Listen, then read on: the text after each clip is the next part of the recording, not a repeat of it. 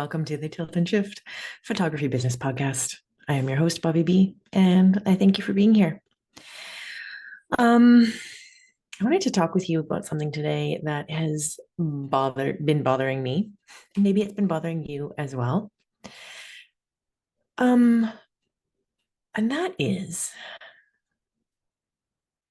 how so much power is concentrated in the hands of so few. Today's show is going to be very light and fun and easy, my friends. Because all we can do is laugh. Like, there's some serious bullshit happening. And there was one particular image of who was standing behind the newest president. And I barfed in my mouth. God, it's so transparent and so gross. And I'm just this little person. What can I do to stand up against this, right?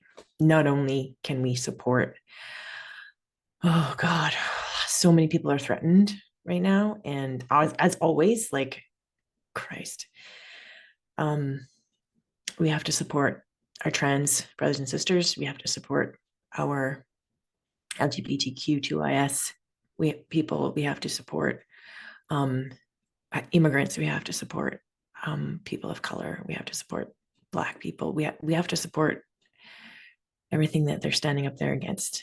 And so I've been racking my brain to figure out, how do we do this?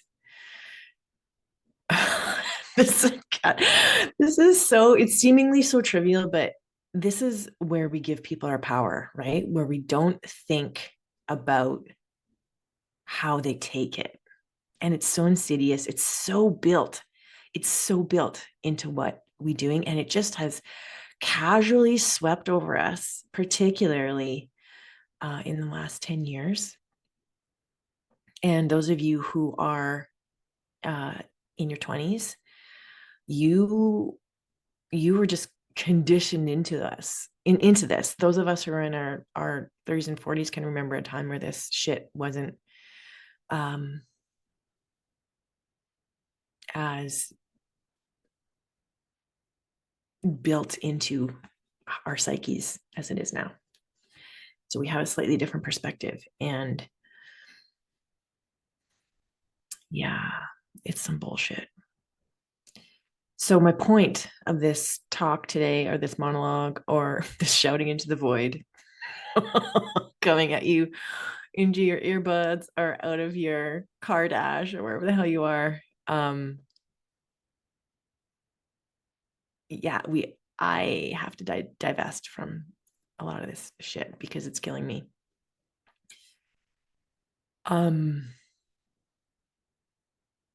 And there's so little I can do. Like, it feels so futile, but honestly, we have to step up in whatever ways we can, no matter how small those steps are. So, and if you've been listening to even 10 minutes about my podcast, you know that I love a soapbox and I love jumping on it and using my little voice to say as much as possible about it.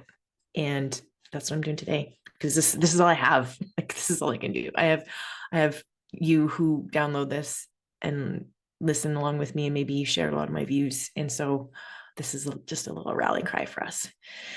So what the hell am I talking about? What I'm talking about is how we use social media, and how we use it in our business, and how we use it in our personal lives, and how we have just like let this entity come into our lives without even really thinking about it. Like, friends, when Instagram started, like, I honestly remember when it started. It's how creaky and old. I'm just this little old lady. I remember life before cell phones. I remember life before Instagram. It was just a photo sharing app. And I think the first photo that I posted was like this snowy photo of a gargoyle that's on my step. Or maybe, you know what? Actually, it was like a black and white of like a snowy treetops. Actually, that was my first one. My second one was my red winter rubber boots, and then the third one was the gargoyle. Like, that is how impactful Instagram was, because it was like, holy shit, what is this thing? Oh my God, I can share photos. It was so fun. And you followed friends and you had this like, it was all chronological. And you only had like maybe a few hundred. And so you could see, like, I had maybe a couple dozen. So like I would see what everybody posted. And it was so innocent and it was so fun. and then and now it is what we have now, where our entire, or we feel like our entire businesses rely on this fucking thing. And I am standing on this soapbox today to tell you that is utter horseshit. It doesn't. We do not have to depend on these powerful white men. We don't. We absolutely don't. So I want to talk about how not to use social media. Um, I have, I personally have stopped using Facebook, and my profile is still there because I haven't fully walked through this forest yet. I tend to make really rash decisions, and I tend to like burn bridges and blow things up. So I, in my 40s, I'm like, okay, maybe I'll just like take this step by step rather than burning it all to the ground. Like, so I am moving through this much more like consciously, but I have taken myself off of Facebook. There are two groups on there that I like, other photographers groups that I belong to, that I really deeply, deeply value. And so that is why I'm kind of sticking around for those two. Previously, I had Storyteller'S School on there. And for the people who are coming into Storyteller School, we will not be using Facebook. We're going to be using a different platform. I've researching a few other options, and there's a bunch of really great options that I'm going to use instead. So I haven't fully divested from it, but I'm definitely not putting my business or any of my work on Facebook anymore. I haven't figured out what to do with Instagram. That one's a little harder because, and I'm questioning, okay, why is it so hard? And it's so hard because we've been led to believe that our businesses rely on it. And now I'm really, really questioning that. Like, does my business actually rely on me being present on Instagram? And for me, I am someone who, quite luckily, I think I've had like 3 referrals from Instagram in my entire business life. I know that people get familiar with my work on Instagram, but the vast majority of people, vast majority, like 95% of people, find me through word of mouth or through Google. I have really excellent SEO.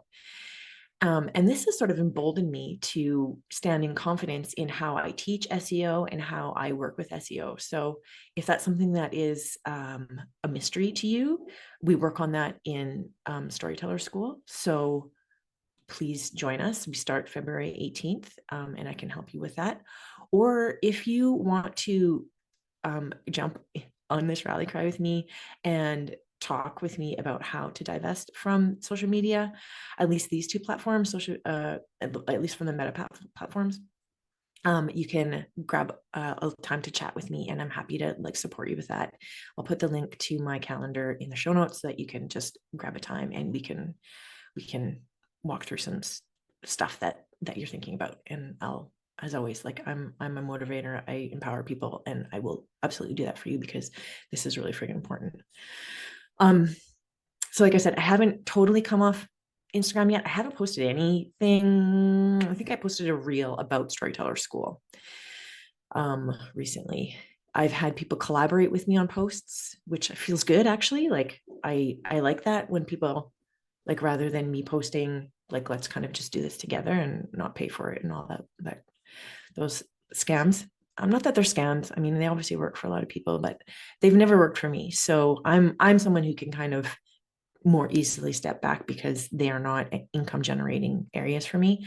But in going through this thought process, I have recognized how deeply Meta has entrenched their claws into how I communicate with the world and how I use that in my business. And that feels really gross. That feels really violating.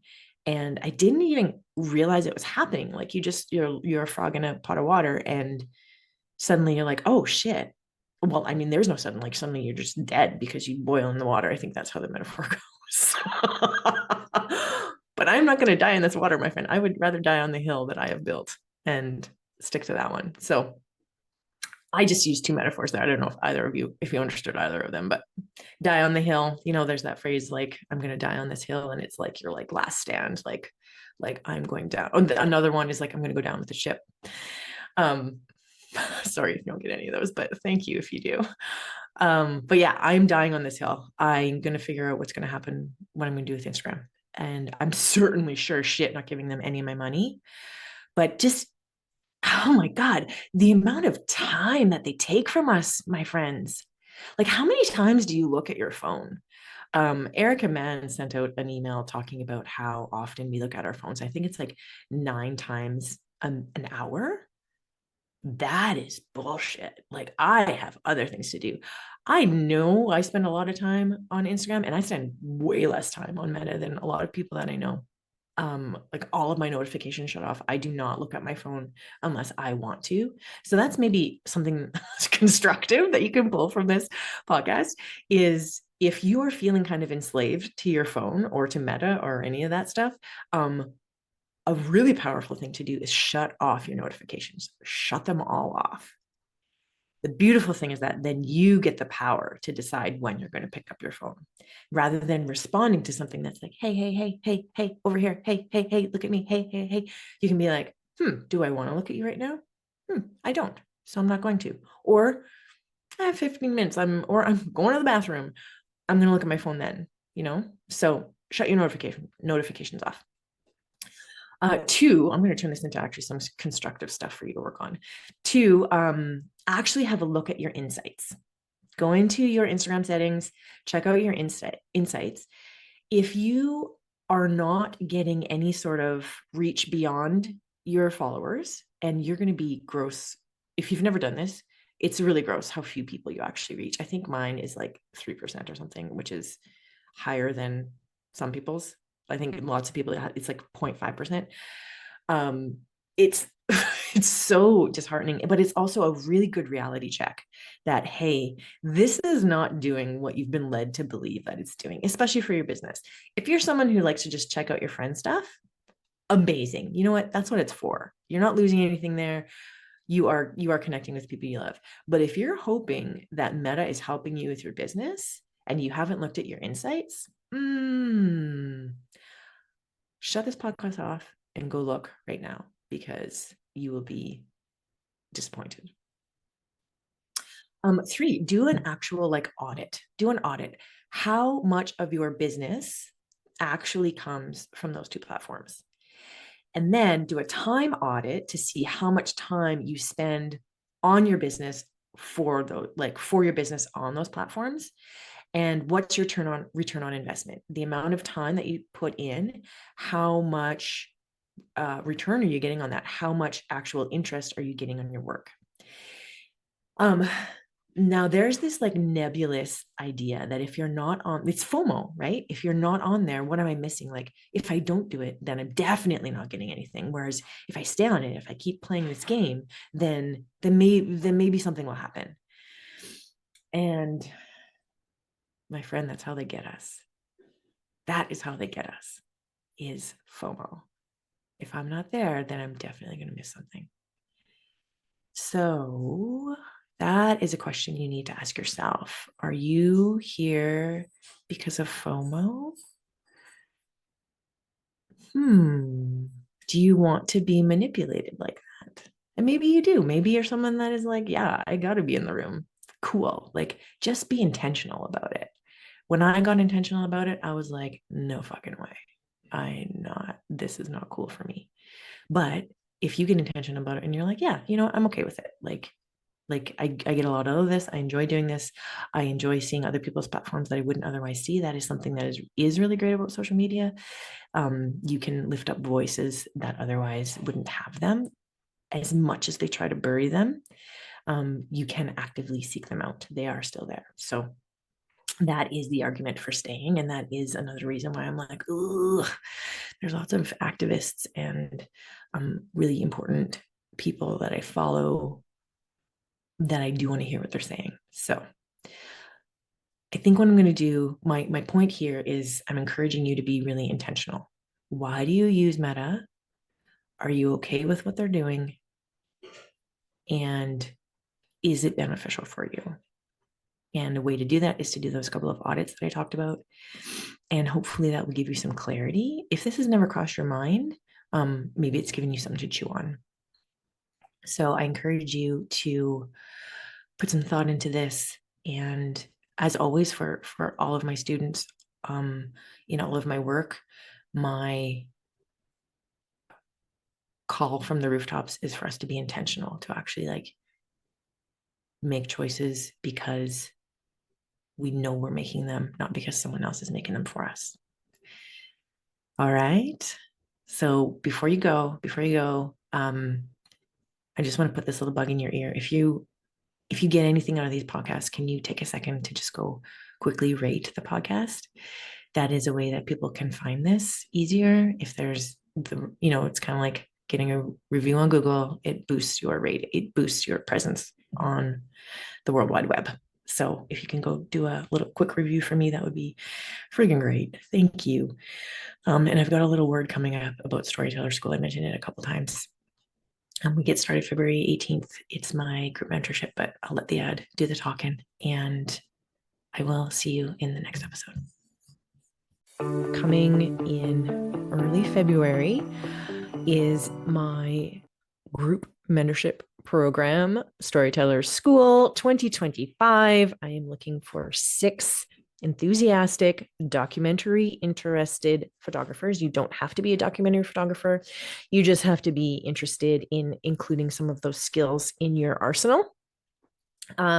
This is for people who are looking to shake things up in their work, people who want to break up with perfection, people who want to truly discover what it is that they bring to the world and how to mold that into a brand, an outstanding brand that people will identify with and really want to hire you for you being you. Trying to help all of you embrace who you are, because who you are is a gift to this world.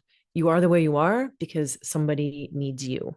Lots of people need you, and you can do that through your art. And that's what Storyteller School is all about, is helping you find out what makes you you, what has created your innate perspective, and how to build an outstanding brand, how to build a sustainable business, and how to market that so that your clients can find you. So we talk a ton about marketing. We talk a ton about your portfolio. We improve your photography skills. We rebuild your website from the ground up, and we start that. We build the foundation of that based on who you are. We figure out what makes you tick, why you tick, and how that's going to help other people. So if you are remotely intrigued with that, you can click the link in the show notes, and that will help you book a little chat with me, and we can talk about whether or not Storyteller School is right for you.